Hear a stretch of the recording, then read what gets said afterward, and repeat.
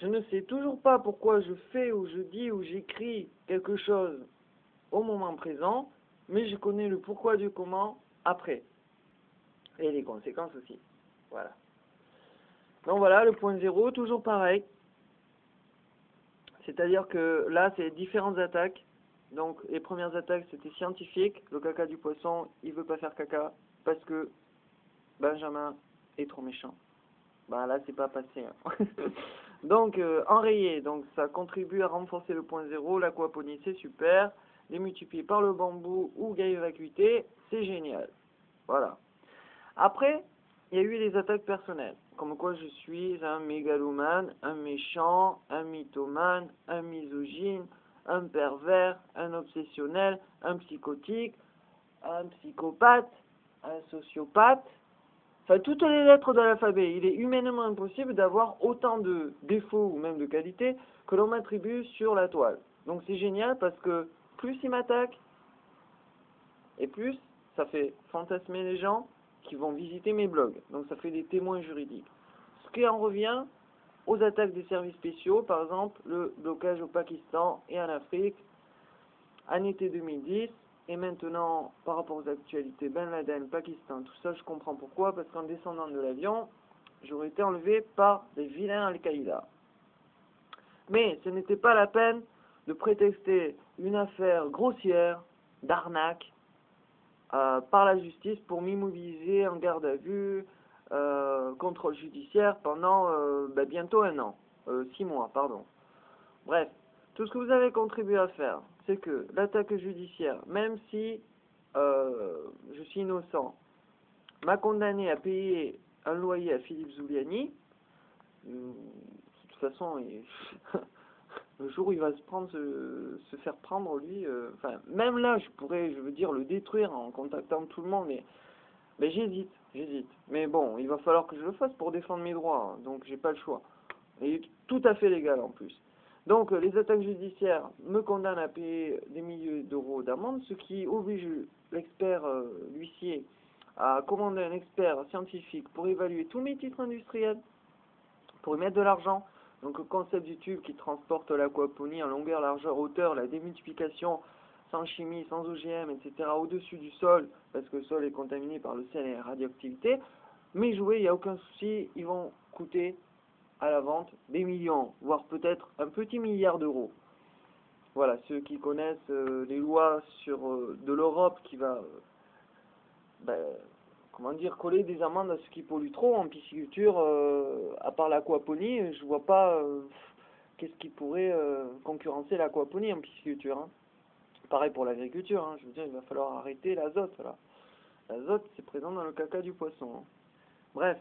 Donc, ce qui fait que pour honorer mes dettes, il va falloir que l'huissier vende mes titres industriels et moi, je vais avoir du RAB, forcément. Et avec ce RAB, je contacte l'UNICEF pour lui dire donne-moi la liste des villages classés par l'UNICEF et je vais installer mes nouveaux jouets, le numéro 1, c'est-à-dire le mouvement perpétuel qui permet l'irrigation plus l'électricité. Ce qui fait qu'il n'y a pas de brevet dessus, donc personne ne peut me le vendre ou l'acheter. Donc avec l'argent donc de mes premiers brevets, ça me permet de financer ça. Plus Gaïa Vacuité qui permet de transporter, donc qui est plus performant que l'histoire des tubes, qui a été pris par l'huissier de justice en vente. Donc pendant que ils vont balancer l'histoire des tubes, moi je vais balancer l'histoire de Gaïa Vacuité beaucoup plus puissant. Donc je vais les concurrencer directement. Plus le troisième, la culture universelle, où l'aquaponie va produire un tiers de l'aliment de la vache, du cochon, de la poule, etc. Voilà. Ce qui en revient à la démultiplication du pain, du vin, des jus de fruits, du poisson, des légumes, etc. etc. Donc je surclasse Jesus Christ et en plus j'envoie des criquets parce que en faisant 100 000 agricultures dans la zone désertique, ça fait clore les œufs. Et du coup, ils vont ravager la petite agriculture des paysans, mais aussi les OGM pris par les multinationales. Et moi, avec mon système 3D dimension, comme c'est cultivé en vertical, avec 10 techniciens pour 1 hectare de surface cultivable en vertical, ils vont mettre 28 secondes peut-être. un système de velcro, scratch. Donc du coup, les criquets, ils vont faire...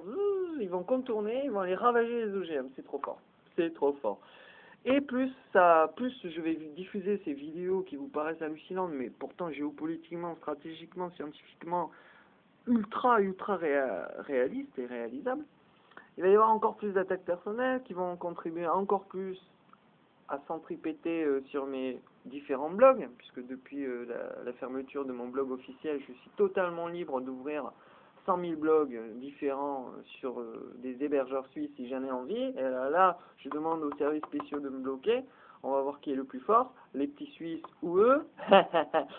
Alors, du coup, en fait, en gros, plus on m'attaque, et plus l'énergie, c'est ce que j'appelle le flashover. Le flash over. C'est-à-dire qu'avec l'énergie de tous mes adversaires, en fait, ça permet que leur propre énergie, en fait, contribue à les flasher, c'est-à-dire à les zigouiller, à les détruire, mais par eux-mêmes, et contribuer inversement proportionnellement au point zéro. Donc là, les gens se disent, il est non seulement ce qu'il prétend être, mais bien plus, et moi je dis, vous êtes tous dans le faux, j'ai une absence de pathologie psychiatrique, et une absence d'abolition de discernement. Ça veut dire que je suis pas fou, donc je ne peux pas être un messie, ou un nouveau Jésus-Christ, Mahomet, Bouddha. Parce qu'eux, ils avaient des problèmes psychiatriques assez sévères. Comme Jésus-Christ, par exemple, il était hyper paranoïaque et il avait fait un Oedipe inverse. Il appelait peur, peur. À chaque fois qu'il avait un bobo, il faisait peur, peur. Et moi, à chaque fois que j'ai un bobo, j'appelle ni maman, ni papa. Mais par contre, papa et maman est en train de vous laminer la gueule entre les éclairs, les tsunamis, la radioactivité, là, vous allez rien comprendre. Bon, bref, ciao.